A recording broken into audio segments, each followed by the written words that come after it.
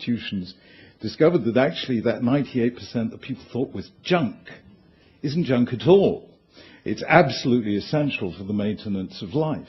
Fascinating fact that the chief rabbi has, the evidence he's given, that whereas we thought that only a minority of the genome was doing something, namely that minority which actually codes for protein, and now we find that actually the majority of it's doing something. What it's doing is calling into action the protein coding genes. So you can think of the protein coding genes as being the sort of toolbox of subroutines, which is pretty much common to all mammals. I mean, all mice and men have the same number, roughly speaking, of protein coding genes, and that's always been a bit of a blow to the self-esteem.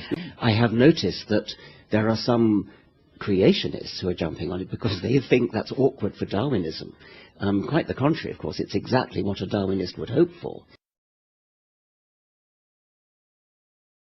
If you take genes that are no longer functional, that are just vestigial, they're not doing anything. And even pseudogenes that don't do anything but are vestigial relics of genes that once did something. Now, this is massive, massive, massive quantities of evidence left lying around the Earth in every species of creature that's ever been looked at, is carrying around massive quantities of evidence in the DNA. It's like fragments of a document on your hard disk which are no longer being used. They're no longer on the directory, so you no longer see them.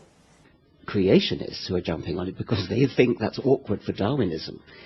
Is the traces, the remains, you see the consequences of the evolutionary process. And you find that it forms a perfect branching hierarchy. It's a tree. And what else could that tree be but a family tree? You find that they form a perfect hierarchical pattern. It's a family tree. And plot out the resemblances and they fall on a perfect hierarchy, a perfect family.